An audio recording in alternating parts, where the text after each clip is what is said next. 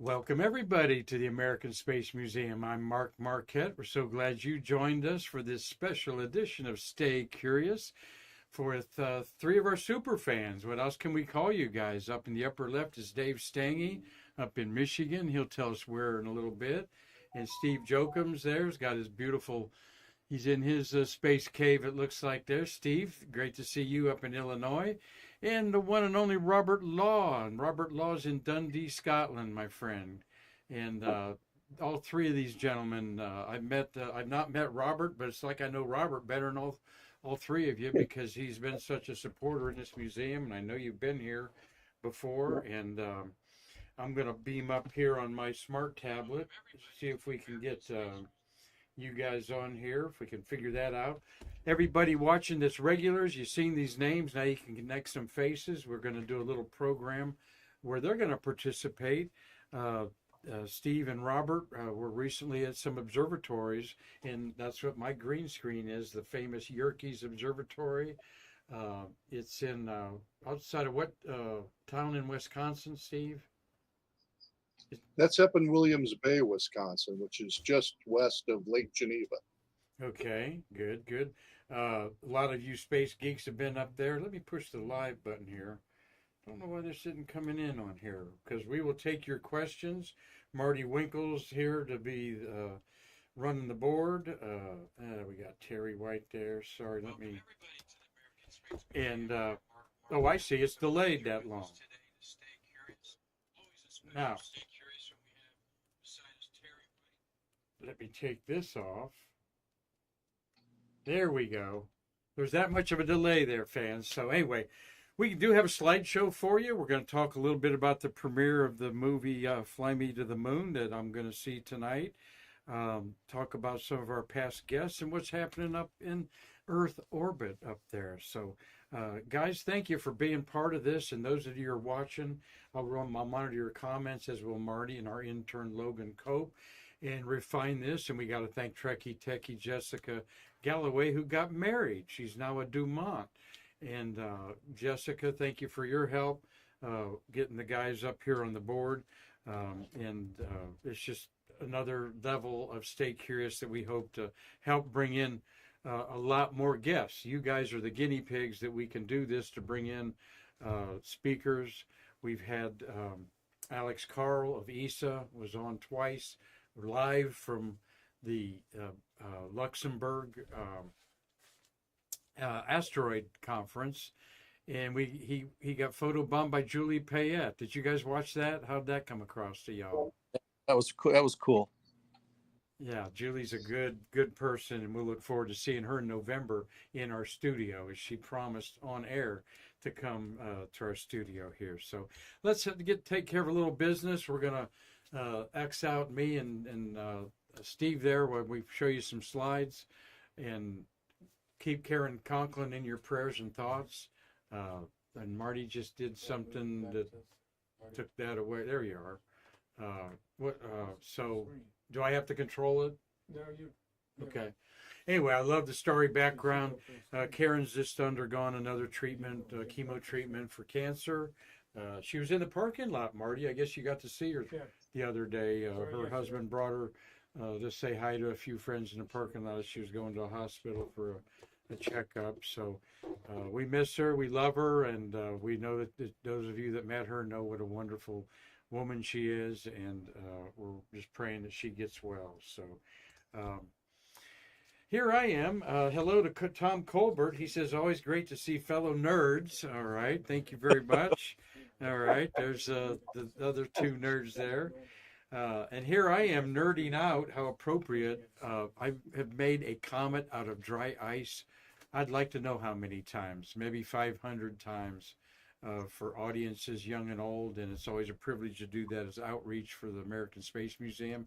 This was a group of bilingual library supported event that was just fabulous, and it's always great to be part of that. But wanted to let you know that that's very important to our American Space Museum, is doing outreach in and out of the building.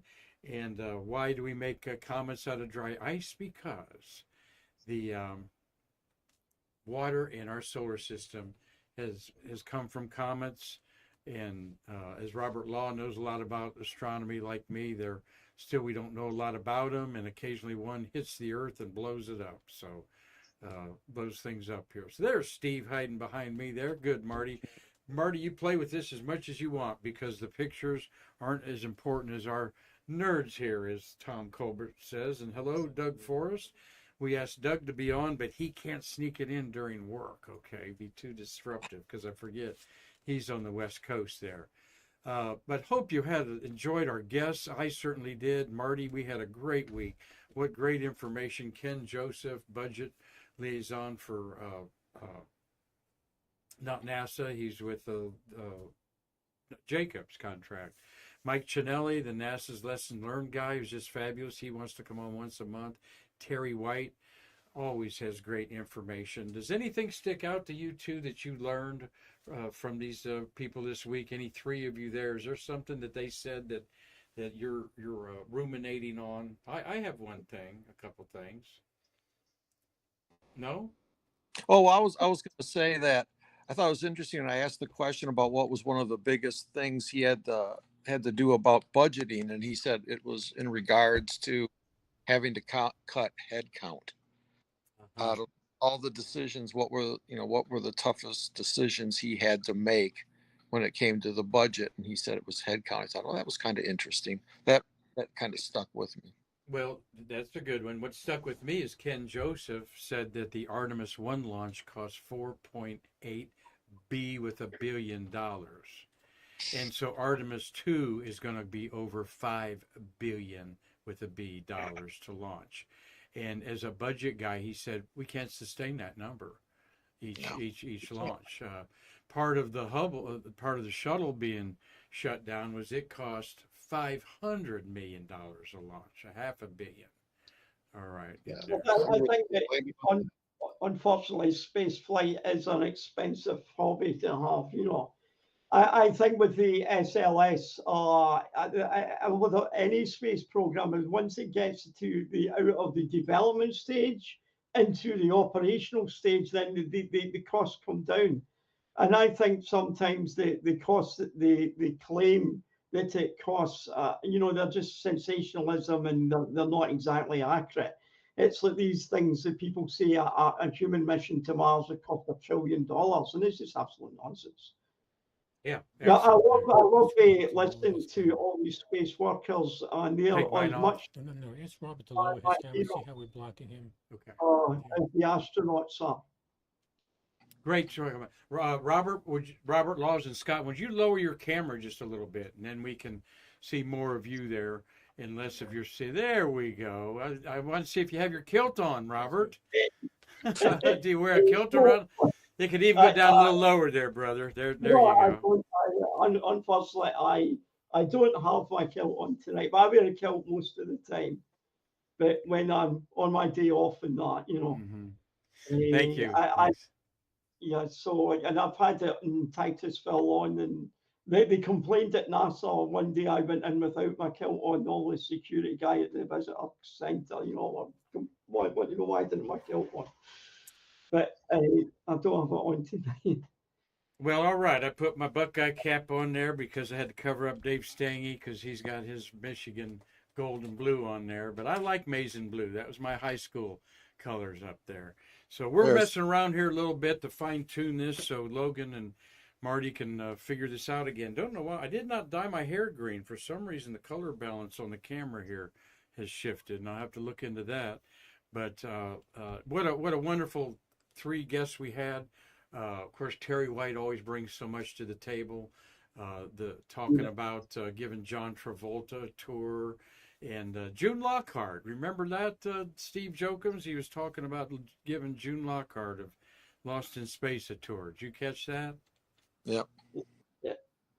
Sure do. I kind of remember Lost in Space. I wasn't heavily into that particular show, but I did watch it from time to time. I think she actually did some PSAs for NASA too, if I'm not mistaken. Yeah, right. She did. Dave Forrest says, "Nice to put a face on a fellow Scot." Hello, Robert. And Doug is very Scottish, of course. And you've seen him on Stay Curious here when he comes to town.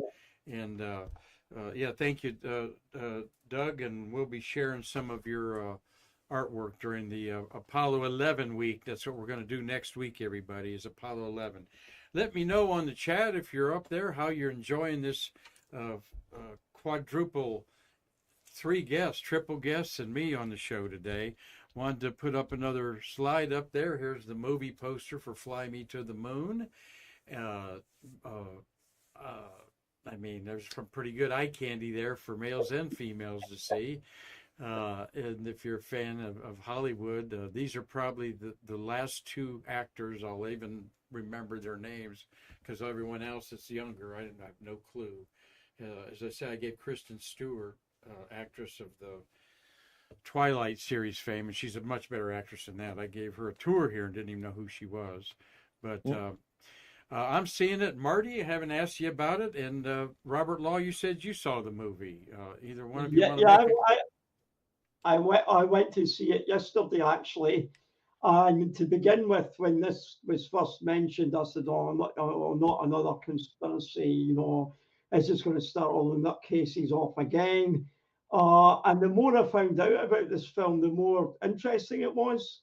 And so I love all the retro stuff, you know, and I went, and it's an amazing film, you know. So you should go. It's an amazing film, says Robert Law's review there. All right. The soundtrack. And the soundtrack was awesome. Yeah, and the incidental music. So if you're into Apollo as much as I am, you'll I've heard that somewhere before, and then, oh my God, it's a famous from a famous. I don't want to spoil for people, okay. But you know, it's just hilarious, and you should. The best part of it for me was seeing that a lot of it's actual archive footage that they use. Seeing the Saturn V launch in a massive cinema, 70mm cinema, with the Dolby Digital, whatever it is, surround sound, and that's just amazing. All right. I mean, when I was a kid, I watched, you know, the first launch I watched live on 405 line VHF television, and it was Apollo 10 in May of 1969. That was a lot scratchier vision than today. Yeah. Well, thanks for putting that in. I want to move along here, Robert, so we everyone gets to share. Marty, I haven't even asked you about it. Did you thumbs up or down to the movie? Are you guys hearing their comments? No. Oh, you can't hear it? Can't you? Not even on your headphones? Yeah. Okay. Oh, okay. I wish. Well, let's see next. We don't have speakers in here in the studio. I'm listening to you guys on headphones. Can you put a headphone set in the microphone? I tried last time, it didn't work. Okay, all right. Well, thumbs up or down on the movie, Marty? It's thumbs up for entertainment, but as far as you can talk on it. I don't think it's right. Here's Marty. Saw it last night at Kennedy Space Center. How was the crowd? Hang on a second. All right. There was the crowd was it was an IMAX theater, and it was full. And I thought it was very entertaining, but as far as accuracy, there was so many things wrong. And I think the more you know about the space program, especially about Apollo, then you know it's all Hollywood. But it was entertaining. Good. That's great. And so does Dad Forrest say. I saw the movie last weekend. It's really fun. Hope people can get past the details and just enjoy it for what it is. It's a feel-good, dreamy version of what it's like to be there then. Thanks, Doug. You know, I felt that way about the Neil Armstrong movie, First Man, too. It's beautiful cinematography, backstory of the families that nobody ever heard about. And it really didn't bastardize the history of anything for me that bothered me at all. And it was, you know, like a beautiful Hallmark movie version of Neil Armstrong, what made him the way he was. And a lot of it was death and tragedy on there. So any of you guys want to, you taking your date, your wife, Steve, to the movie? Dave? Yeah, I'm going tonight. All right. Okay.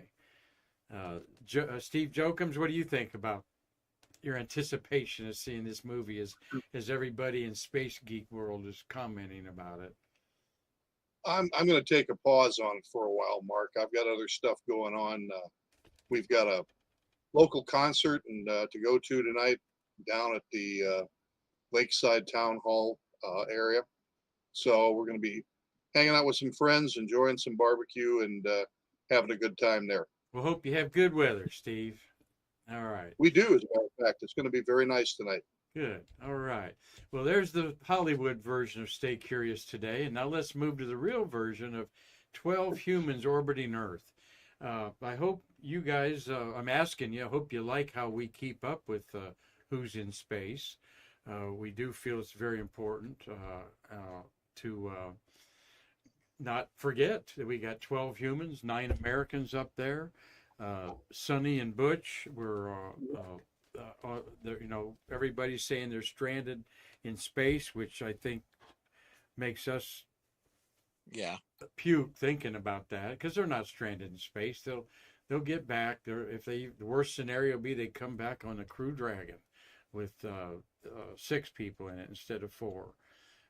But we've got the Expedition 71 up there, and 3 Russian or 3 Takyonauts, Chinese, up there. And thought it's interesting. I love always showing this graphics. We've got 5 vehicles docked at the International Space Station. The 6th one, the Cygnus Cargo, left today and is re-entering the Earth's atmosphere with all their dirty clothes and garbage and stuff. But look how the Crew Dragon, where it's docked and where the Crew Starliner is on the left. You might be seeing pictures taken out the window of the Crew Dragon of the Starliner. They're really cool pictures. I've shown a few of them down the way. But the other vehicles are the Progress 87 and 88 are ferry ships that are so important. They need at least 3 to 4 supply ships every year, broken up about 3 to 4 months, 5 months apart, to keep things flowing up there, food-wise and experiments and so forth. And then, of course, MS-25 at the bottom is the Soyuz spacecraft that the longest orbiting human being up there, I forget his name, been up there with 1,100 days. And where's my folder on that? Anyway, he will be coming back with Tracy Dyson and a Russian in sometime in September. Crew Dragon 8 will be coming back in September, and Crew 9's going up. And there's go ahead. What are your thoughts on the SpaceX second stage problem yesterday? And do you feel it's going to delay the next launch? They're going to have to troubleshoot and just find out what went wrong. Yeah, it's grounded now. The SpaceX Falcon 9 is grounded until they have an investigation into what went wrong yesterday. Oh, is it grounded? I've not seen that. I've not looked at the launch manifests that we're spoiled with down here. They're obviously going to have to. They're going to have to pause to have an investigation into this to look at it. Yes. Well. That's why we need Starliner. That was the whole point, so that there is like a backup if there was some kind of problem. Hopefully they won't. I'm quite sure that SpaceX will get this sorted pretty quickly.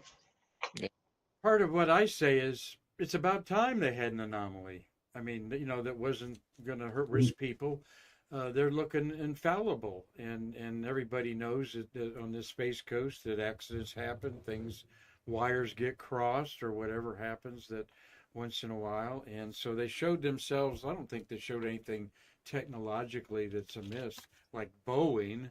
Okay. I think they just had a hiccup in a system, and I saw everyone was talking about the frost that was on the outside of the engine. And I've always thought about that, particularly with these billion-dollar communication satellites that they just launched and so forth, that, oh my gosh, they rely a lot on that second stage, and it's just one of those Merlin engines, and they're so, 9 times, 325 landings. What's 9 times 325? Wow, that's like that's a lot. 27,000 engines have not failed. I mean, it's just unbelievable. It's just a well-oiled machine. That's what I think. Steve, we'd love your opinion. Well, I mean, I think it's what you said. They've become maybe not very comfortable, although I know the company continues to accumulate data with every time they launch. They'll figure it out. I mean, it's obvious, from past experience that the engineering team at SpaceX is pretty quick to recover from these kind of setbacks. And maybe it will delay Crew 9, maybe it won't. I know they got plenty of unmanned stuff going up in the interim that they can make sure they've got their bugs taken care of. Yeah. And Tom Celentano says, I suppose a malfunction with the Falcon 9 was to be expected after hundreds of launches. And yeah, indeed, just such a tremendous flying record. They're eclipsing all other human and uncrewed space flights combined around the world in the number of launches, which translates to experience there. So I had another thought about SpaceX that eluded me, but that might come back. But so there's Butch and Sonny up there. They had a press conference yesterday. They said, basically, everybody calm down. We're fine. Okay, we're enjoying being up here. We thought we'd be up here 8 days, and they're up there now, 37th day today. The batteries is what gives the lifespan of a vehicle, basically, which is 45 days. But guess what? They're comfortably recharged them from the International Space Station, so that system works. They got to figure that out, so there's good for another 45 days probably. And Sonny was in space 355 days. 12 years ago was her last mission. And Butch has been up for over 150 days before this on 3 missions. And his was 10 years ago. So neither one of them got to look out the cupola. All right. Because Butch went up on 129 and the cupola went up on 130. So they're having a blast up there, and except missing their families and maybe, pushing their schedule back a few months. There's plenty of food up there in reserve, and I just say they're having a blast. What do you guys think? Yeah, I think I wish I could be on an extended space flight. I did get to meet Sunny when she was in Scotland about 3-4 years ago, and she was doing a talk, and we bumped into each other in George Square in Glasgow. I couldn't believe, because there I was on my way to Strathclyde Uni, and I got there she's there, the astronaut, and she saw me with my kilt on, and we walked up to the university together, and she had it was the Scottish Space School, and so it was amazing to know she's a very experienced astronaut, Sunny, and I'm sure they get the problem is the service module on Starliner. It's sort of the plumbing, and they've had a lot of problems, but there's not been a single human space vehicle that hasn't been late. I don't, I'm not sure about Mercury. Gemini was slightly delayed. Apollo had lots of problems. The lunar module was behind schedule, and of course the shuttle was years late. And that's what normally happens, And I presume the Russians and the Chinese also have their development issues, but we get them sorted. Great, absolutely. It's a test mission. And when I said something to Kay Hire astronaut, that I thought Sonny and Butch were wasting their time for a decade on the ground. They're such talented astronauts. She about jumped out of her chair, pointed her finger at me, said, "No, Mark, they are test pilots. This is what they want to do. They are testing a new spacecraft. Time has nothing to do with it. This is a once-in-a-lifetime vehicle, as important as STS-1, the maiden flight of Columbia." So, well, we're going to move on here. That we had a death of a real American hero. That you need to, if you don't know about Joe Engel, you need to read up on him. For years, the only human being to be in 2 winged space vehicles, the X-15, and then he commanded the shuttle twice, and he passed up. He was kicked off of Apollo 17 by Harrison Schmitt, a true geologist, and they needed a geologist on the moon to say, don't pick that rock up, pick up this one, all right? But he, instead of going to one of the 3 Skylabs or the approach and landing tests, is what he did. And he even passed up the Soyuz Apollo test project because he wanted to fly a winged spacecraft. So he and Richard Truly were pilots of the test pilots for the approach and landing test we're going to talk about at the end of the month. So, guys, I never met him, but we wanted to have y'all a nice tribute to this wonderful man, Joe Engel. Who's got something to say about him there? Dave, did you ever get to meet him? No, I never met him. Read about him in a few books, and just interesting that he came from the X-15 background, and then got to fly in the shuttle. Just incredible to think of the experience, and what he did. One of the test flights, just one of the drop tests, I believe, and then he did one actual flight, and I don't know.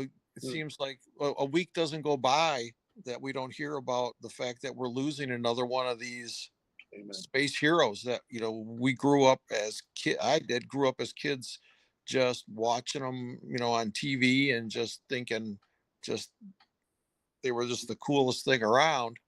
And how many Apollo astronauts are left? There's hardly a handful of them left now, and now the shuttle astronauts are starting to pass on. It's I don't know, us old folks is starting to be a little shot of reality. It's like, what's going to be happening next? Well, it kind of proves that there's an era changing. Yep. I put this in one of my blogs on spaceport.com. It said we may never see men of this caliber at this level, this many again. You look at the guys who came up from the Air Force, the Marines and Navy, and they wanted to do this. This is what their calling was. They were test pilots, and they saw this as an extension of everything that they had been doing. It was the next logical step for them to excel in their careers. So, you've got, what did Chuck say? You got old pilots and you got bold pilots, but you got damn few old, bold pilots. And the herd's getting thinner. You're right, Dave. We need to cherish these guys while they're still here. Yeah. And a lot of them have oral histories recorded with NASA, and that's a very good thing. So we can pass that history and that experience along to the next generation and maybe inspire some people to be emboldened to move on to the next plateau. Good points, Steve. Absolutely. The torch is passed from the Apollo era to the shuttle era. So, yeah. You got anything to say, Robert? Unfortunately, I never met Joe Engel. My friend Duncan Loonan did meet Joe in America, but I didn't, I mean, obviously, I know all about Joe and his history, and the X-15 must have been amazing, and of course he did the approach and landing tests, Enterprise, and he wanted to stay on. He was like John Young and Ken Mattingly that kind of stayed on for that long wait for the space shuttle, and that's, and these guys are all my heroes, obviously, and I've been lucky to meet lots of the shuttle astronauts, and you could just spend hours listening to them. They're just every flight's a different story. Yeah. Yeah, absolutely. Terry White had a good point on the episode we did yesterday. Of course, Joe Engel and Richard Truly were the STS-2 crew, the return to flight of Columbia.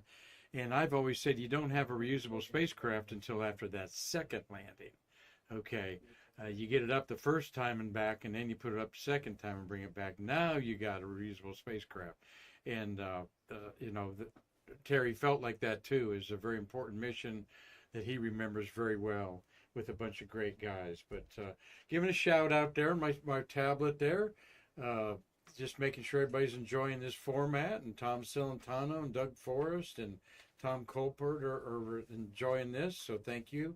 I'm enjoying interacting with some great fans of our program here, and I want to now kind of turn it over to each of them, give them a little segment to talk about there. But first, I'll show I found a chart here of the red is about where Steve Jochums is in Lake County, on the shores of Michigan, Michigan there. And Dave Stange, you're in Michigan, Right. and I mean, you're under the yeah, you're under the thumb of the glove, or where you at there? about 20 miles north of Detroit. Oh, so you're right in the middle of the state there. All right. Yeah. Oh, yeah. Bottom. Yeah. Part of the thumb, kind of over there. Yeah. Southeastern Michigan. And I grew up in Northwest Ohio, just below Detroit and Toledo on Interstate 75. So familiar with all that territory there. Just thought I'd give a little geographic lesson to Cliff Watson. Will be watching this in Pomona, Australia. He's waking up about right now. It's Saturday morning there. And but you're on both you guys are on Eastern Daylight Time, like Yep. we are here. So it's just a little after 4:30. No, you're not, Steve. You're just Central. 3:30. You're on Central. Okay. Steve's Sure. Central, so he's an hour behind there. And then so Robert Law, before I turn over to have Dave say a few words, what time of day is it there? It's 4:30. It's 9:33 British summer All right. time. So we're about five hours ahead of you. 5 hours ahead. All right. Well, I'll be coming out of the movie about 5 hours from now, so let you know about that. There's your beautiful family there, your wife Julie, and that's little Mia that we talk about that Your young. you babysit. And then what's the boy's name? That is Jack. All right. Jack's going to be 4 in a couple weeks, and Okay. he loves space too. We talk about it. I go over. He goes, "Grandpa, tell me about space."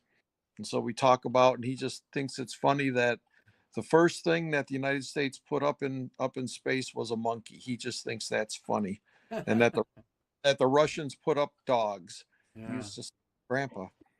That is well, good. Well, you'll be feeding that interest and keep him staying curious there for sure.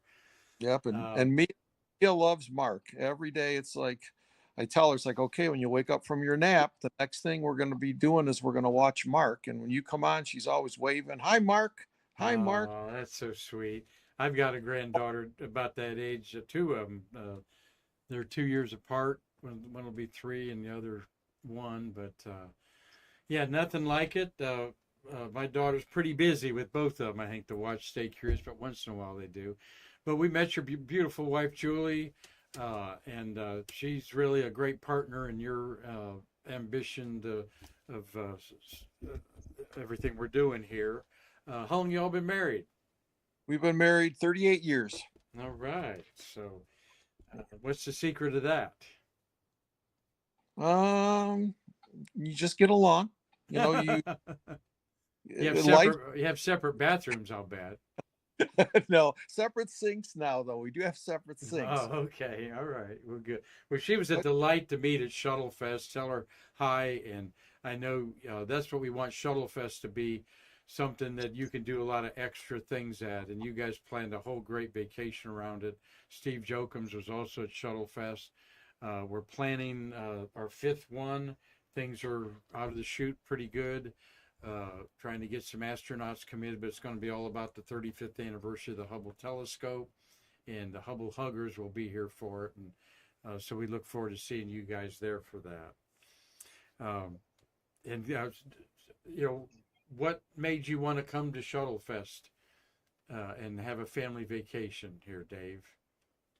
Well, I've watched the first, I don't know if it was the second one was online. I think you did them both live, the Shuttlefest 1 and 2, where you had them on live on Facebook, I think, or Yeah, we YouTube. did.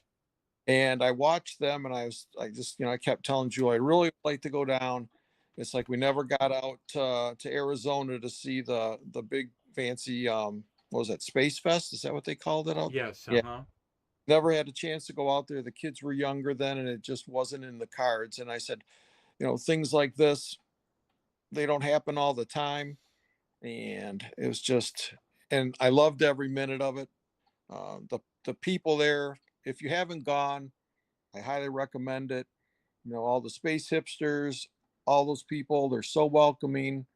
It's like, you know, like Steve, it's like you've never met these people, but through watching Stay Curious and our comments every day, it's like you do. You're like, it's like an extended family, and it was just a ball. I mean, going out of their way to, oh, come on, we're all going to Zarella's. Let's go do this. Let's go do this. Don't stay here. Come on, let's go. Chris Callie was just awesome. Oh yeah. Everybody was just, it was just a ball. And God willing, hopefully, you know, this next year we'll be able to go again, because once you get to go there and just be part of it, you want to go back. That's Exactly. Well, So, thank you. Julie- That's a great Julie's gonna be PSA. watching this later. Yeah, Julie's going to be watching this later, so that I'm putting my plug in now. Well, good. Well, it'll be April. We're going to have actually sort of 3 days event. We're going to have an event Friday, April 11th at the museum, the 12th Saturday, and Sunday the 13th. There will be Yuri's night will be going on Saturday the 12th. It really won't conflict with us, but enhance our Sunday attendance. And your words, Dave Stange, just warmed my heart, because when people know me about doing events, I'm about the fellowship. I'm about the people, connecting with people. And I've been to so many astronomy conferences over my 50 years of really being involved in astronomy, that you see these people once a year, and it's like, you know, it's like you just pick up where you left off. And Yep. and today with the instant communication, hell, I've been known to call up Steve and just chew the fat with him a couple times and enjoy that, making new friends like that. So thank you, Dave, for your comments there. I'm going to turn it over to Steve here and show his business logo there, his just sort of his side hustle. Tell us about that, and I'm going to display your beautiful, as yesterday was the sky was falling over Western Australia with this thing, the Skylab. So and that's your beautiful model of that. Steve, tell us a little bit about what you're doing up there with your Lake County Spaceport, and then he's gonna explain what this one of a kind telescope in the world is all about. Impressive machine back there. Yeah, well, the Lake County Spaceport just kind of evolved. Been doing space models since I was 6 years old, and I'm 68 now, so you can do the math.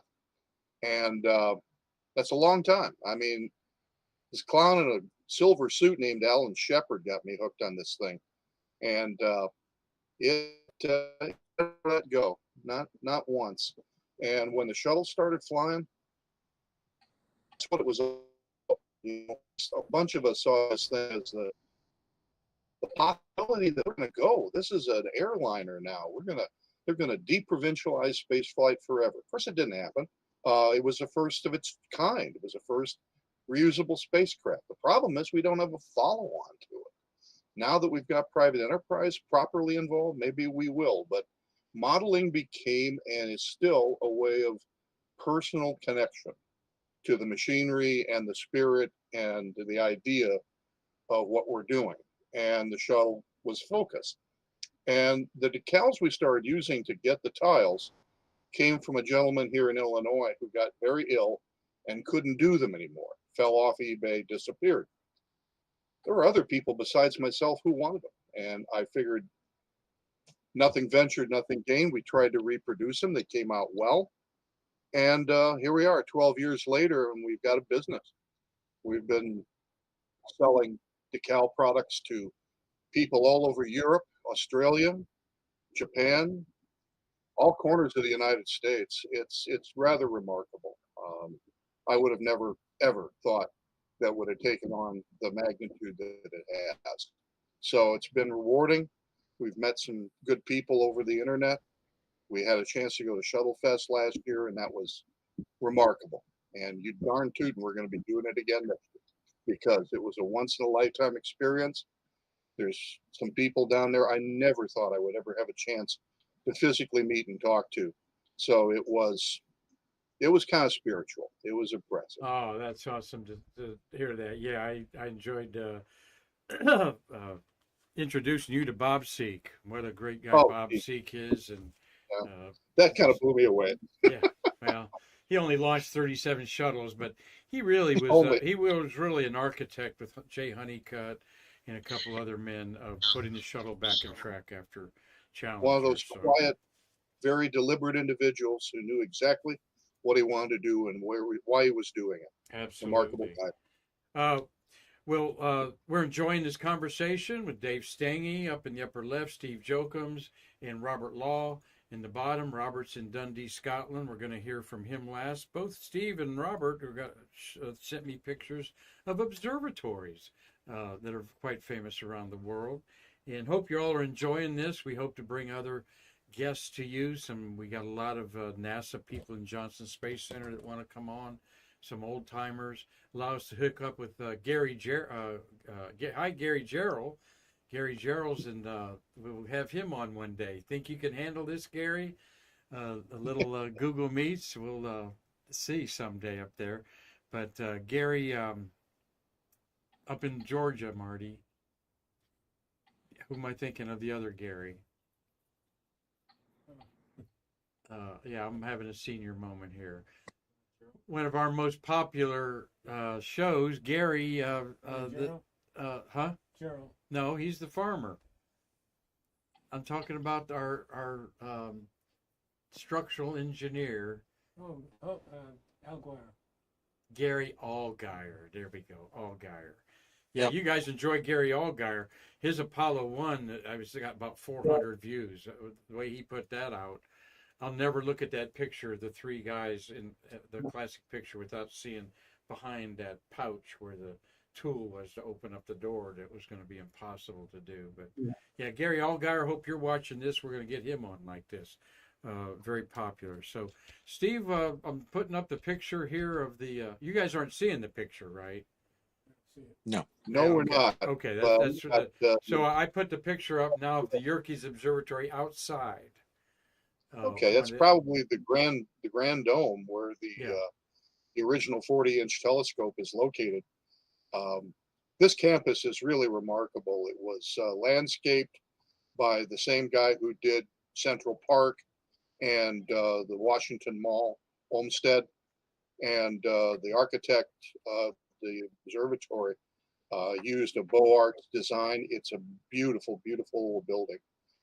University of Chicago owned and operated it from 1897 until 2020, and their fortunes changed. They passed the torch to a local organization up in Wisconsin called Yerkes Future Foundation, and they're the ones now caretaking it, restoring it, and allowing the public to see this marvelous facility again. And went up there, bless you, last evening as a member of the Lake County Astronomical Society.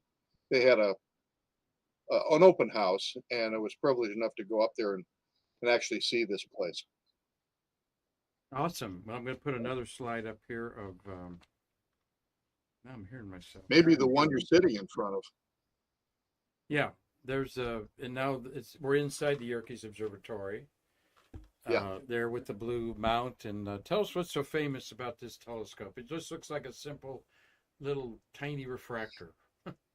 Yeah, it's tiny until you look at that peephole door up there up in the mount and the spiral staircase going up to the top of it. For a number of years, this was the world's most powerful telescope.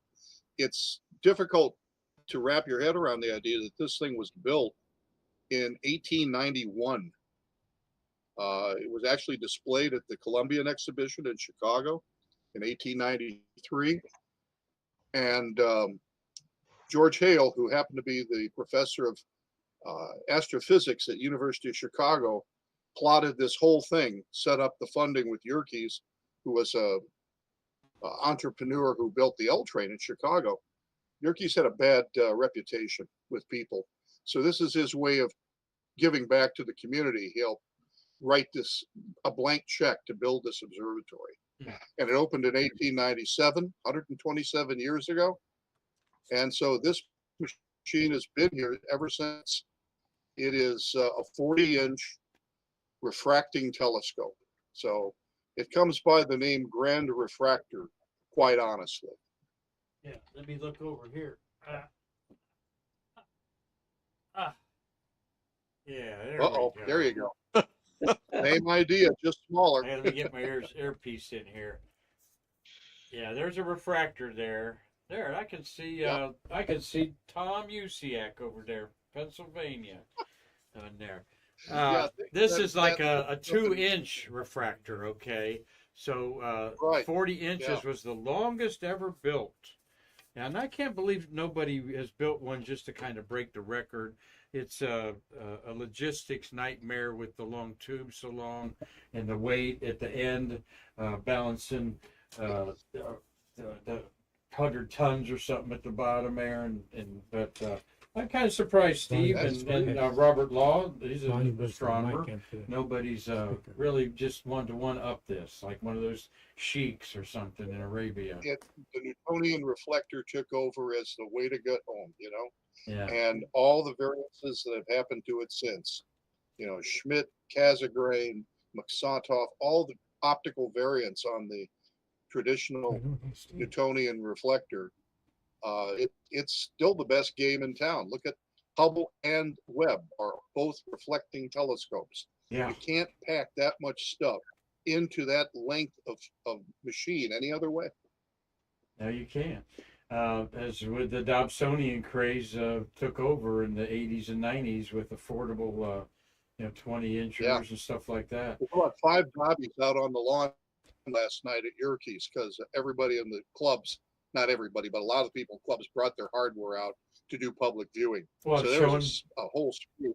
I'm showing that picture. Yeah. The moon's up in the sky. At the bottom, in the dark area there, you see some light colored shirts there. Yeah. There you go. Yeah, pretty good that's night. in the south lawn of the Yerkes Observatory where all the telescopes were set up. Beautiful, beautiful night. That's a big Steve. Always fun to look at the moon. And then there's another night shot. The last night shot, there's a bright star. But you said you saw the Yeah. International Space Station last night. Yeah, the moon is the brightest object in that shot, but the one just up from it is the ISS. Okay. It was a perfect place to be because the space station started off 10 degrees above southwest and went 87 degrees almost to zenith. So it was almost dead right over us. Terrific. A full 5-minute pass. Beautiful. And I sent you a picture when it was going down next to the South Tower. And I can't believe my smartphone actually resolved the rectangular shape of the space station. Wow, that's the bright Yeah. object there that you're seeing there. Wow, that is awesome. Yeah, That it is. was a remarkably clear evening. It Huh. really was a lovely, lovely night. Nice capture there. And then there's the day shot with some people's heads there, the entrance to the Yerkes Observatory. Look this up. It's very unique. The floor actually moves up to the telescope. Mhm. I've never been in it. I've heard and seen lectures on it. In fact, Right. by a guy in hadn't thought about in years, the Charlotte Observatory. Charlotte. You know that Yerkes is actually buried in the telescope mount. Excuse He's me, actually- Robert?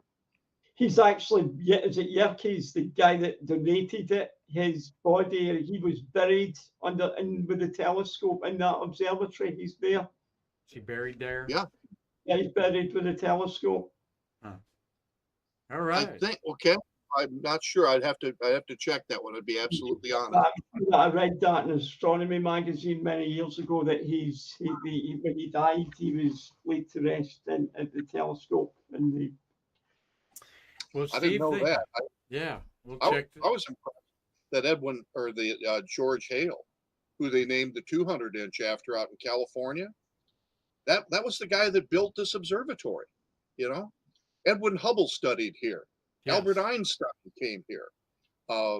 Gerard Kuiper worked here, and so did Carl Sagan.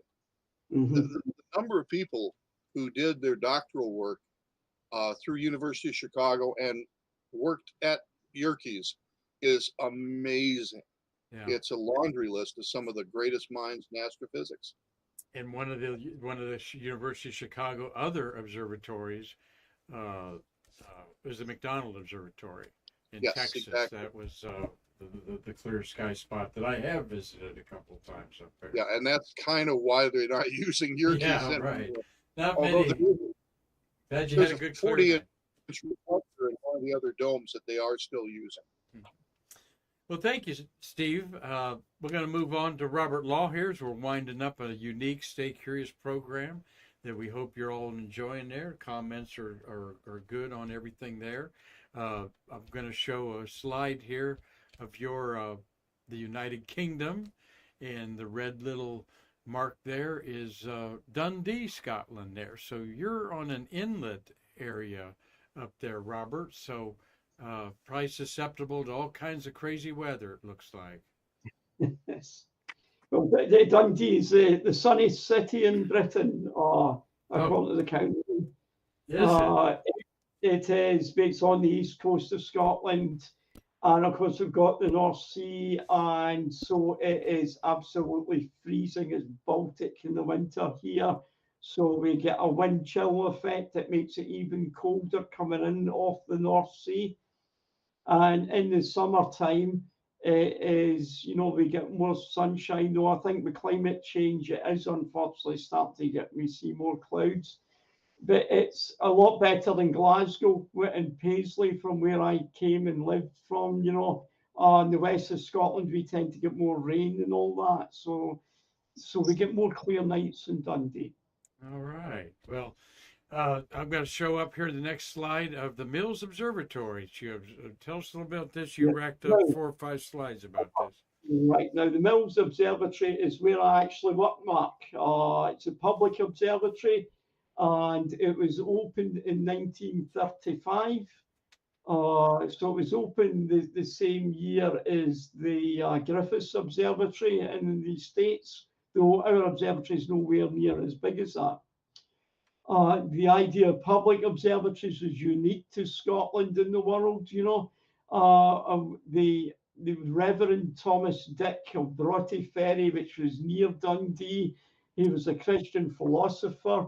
He wrote many books in Queen Victoria's time, and he believed that in Scotland, every city should have 2 things: a public park and a public observatory. Yeah, I like him a lot.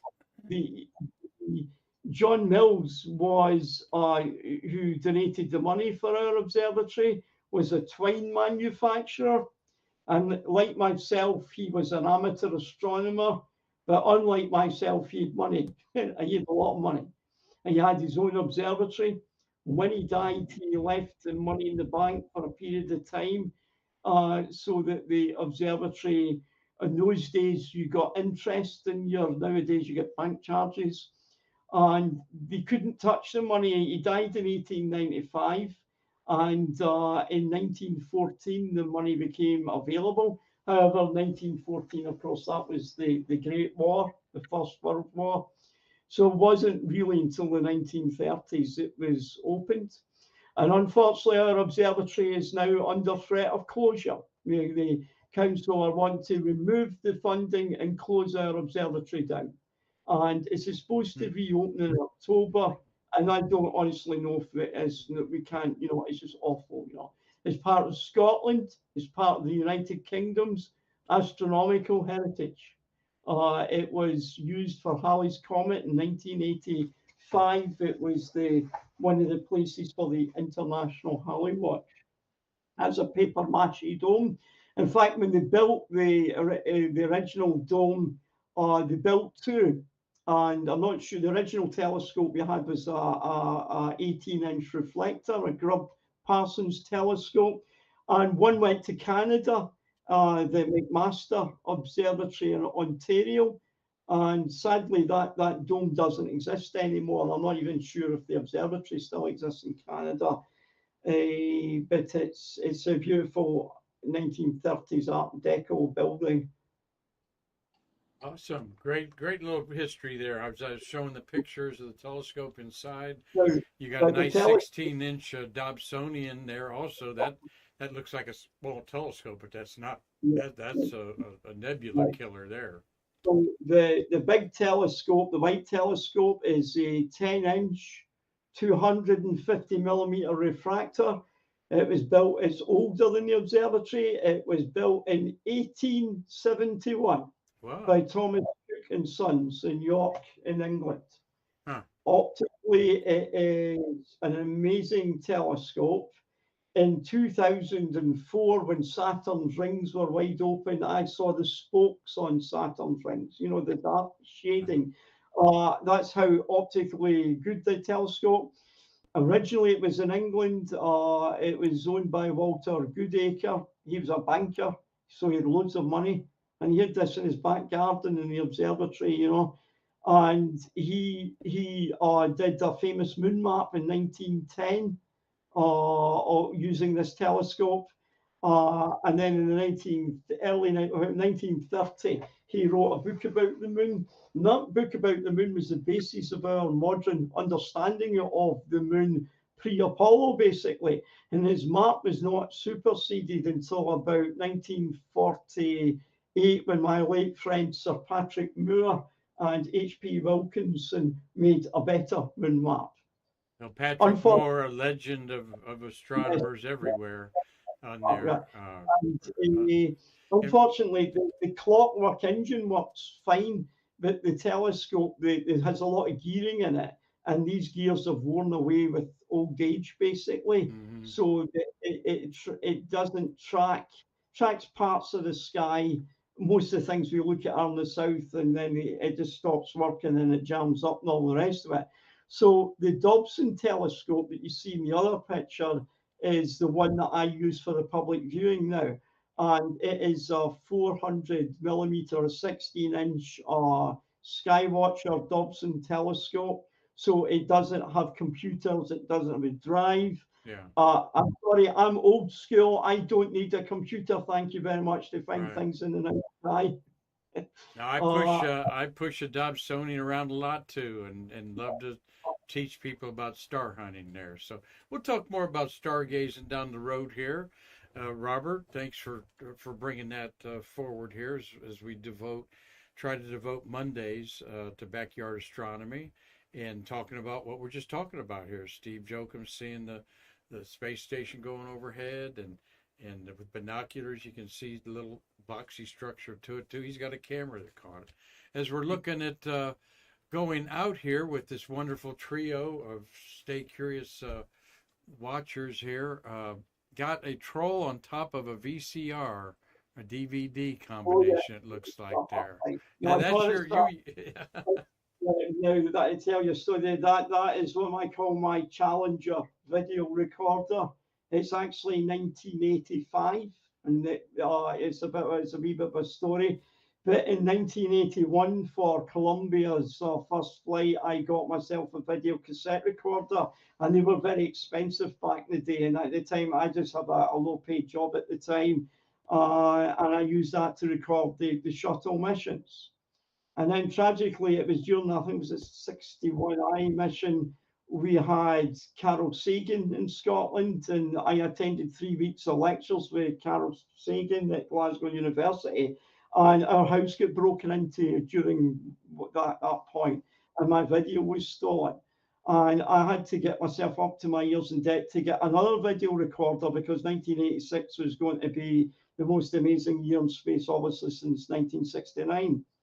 And so I got this video. It was a Sharp VHS machine, and I managed to record the Voyager encounter with Uranus on the 24th of January, 86. I recorded news coverage of Christa McAuliffe and the astronauts arriving. And of course, with the delays in the Challenger, I didn't actually see the launch live, because it occurred when I was going home from my work. But then, obviously, it was a tragedy. And I called this my Challenger, a video recorder, because I got it in 1986. And after the loss of the Challenger, the only big thing that happened was the Giotto, our European space probe that encountered Halley's Comet, which was actually made here down in England. And disaster happened again. My house was broken into a second time, and I lost that video recorder. And I only had it for about 3 months, and it cost me a fortune. Now, if we roll forward 40 years, during the COVID pandemic, and that was partly how I found you, Mark. I knew all about the Space Museum, and I've been in it. One night, sitting on eBay, somebody was selling the instruction book for my this video recorder that I had. And it suddenly came into me, well, why don't I try and see if I can get one? And we probably don't have enough time to go into this, but it took about 3 years to get one that was, and of course, like the one I had, and then you could get a working one, and they don't make the parts anymore. And I got a guy who's in the vintage TV community in Scotland, and he actually got the machine restored for me. And unfortunately, I said, if I could get this working again, I'm going to start recording space stuff with it. You know, that's my hobby. I did that right through since SDS1. And unfortunately, I didn't have it for Artemis, but it did in January. And it was really weird. I'm a Cub Scout leader, and we had a scout meeting. And I came in, and there was a message in my phone saying that video recorder got it fixed for you. And I was in tears. They brought this thing back, a new belt drive, and it works, you know. And because when I got it, it said it couldn't take a tape, and it did take a tape. But then the problem was that the sound was weird, and he fixed it. And I've recorded every major space event on that machine. I can get the blank tapes, you know, and it's just retro. And I've got like a digital to analog. I mean, I built my own TV station and Twitter and all that 20 years ago, because we got hardly any space coverage in the UK. And I did a lot of stuff with computers to get NASA TV, and I built a computer, and I had a video sender beaming the pictures onto my TV, received through the video to tape it. So I've been recording Sonny and Butch. That's the thing it's on at the moment. On recorded, you know, since the SpaceX, the demo mission, and I've decided I'm going back to VHS. And there's a lot of interest, particularly in America, with people now collecting movies in VHS and all the rest of it. So it's a little tribute to my heroes that we lost, you know. My Challenger video recorder. And each video I got, I named it after all the orbiters. So I had the Discovery, Atlantis, Endeavour throughout the years. Well, you've got quite a collection. I thought you did there. And everyone's got a hobby, and retro tapes, that's a good hobby. Brings to mind maybe Dave and Scott or Steve saw on the news that the Redbox DVD business has declared bankruptcy, and outside of every pharmacy and grocery store was a Redbox, Robert, that you could get a DVD and exchange them back and forth. And you know, it's like I say to people, you didn't know that the last time you burnt a CD, you didn't know it was going to be the last time. Yeah. All right. I mean, I'm type of thing. And so, but we won't wrap it up here, Robert. We've been on for an hour here. You got something else to say real quick? Yeah, just say I was streaming in the 90s. I was streaming NASA TV when Netflix was a DVD and an envelope, basically. All right. So I was streaming and recording, beaming the pictures off the internet and recording that back in the late 90s, early 2000s. Yeah, I got obsessed with some of the VHS, and then when I went to the storage unit up in Tennessee and had some stuff to throw out, that was some stuff that you can find it on the World Wide Web somewhere. So throwing up a last slide here of Webb telescope pictures of our planets and a couple other things there, just to remind people to keep looking up and what a wonderful universe we live in. And that's why I think the four of us love space, is that there's no normal day. Every day can be a different day with discoveries and so forth, as well as insight to what's going on up there. Gentlemen, I certainly enjoyed our conversation here. Any parting thoughts there from Mr. Stange up in Michigan?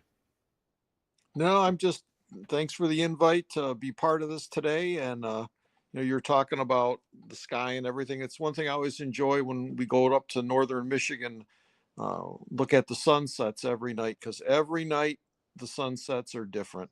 I know Larry's up north, and he's been posting our great friend here, sunset pictures right off the lake there, and it's just, you gotta love it. Every night there's something new to do, something different to look at with the stars and everything else, and just Well, it's a good hobby, good peace of mind. I think it's good therapeutic for our minds to look up and just wonder who's looking back, because I'm convinced somebody is. Steve, how about you? Thank you for being part of this, Dave, and thank you, Steve, also for breaking Thank you the ice for over asking this. me.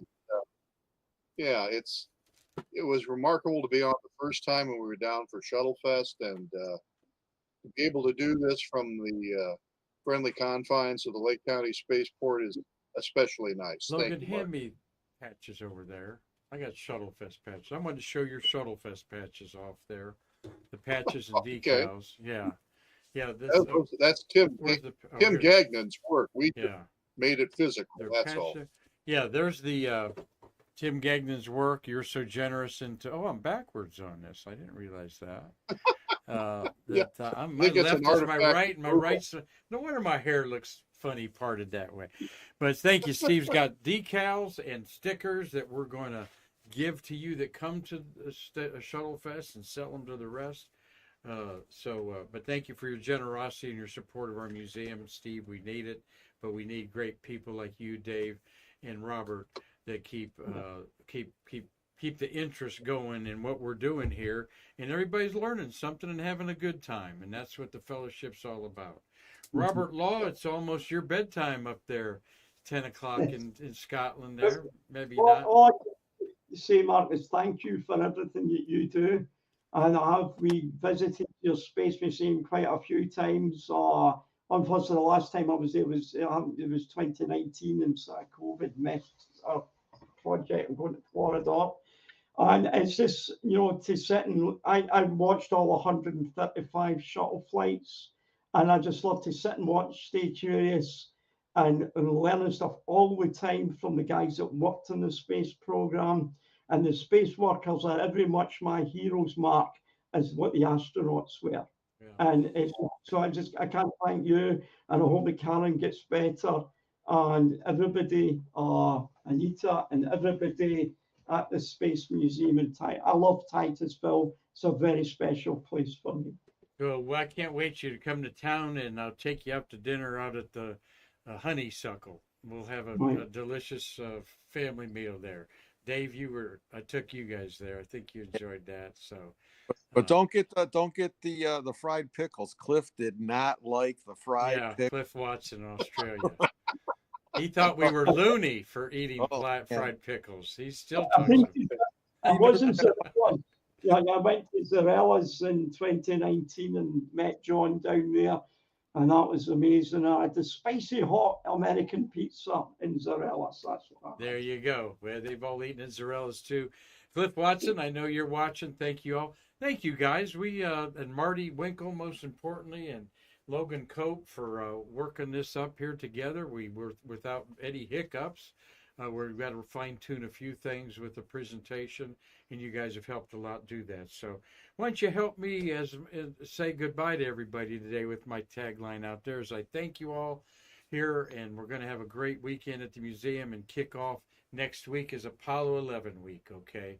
So sharpen up your blade for those hoaxers out there, because I'm going to be chopping them up when they show up there. But guys, I mean it. Thanks a lot for being super fans of Stay Curious, and you're the lifeblood of this, and I know Marty thanks you also. So until next week, guys, I'm Marquette saying I can't wait to see you again. To what? To bridge the space between us. We got to work. Thank you all. We got to get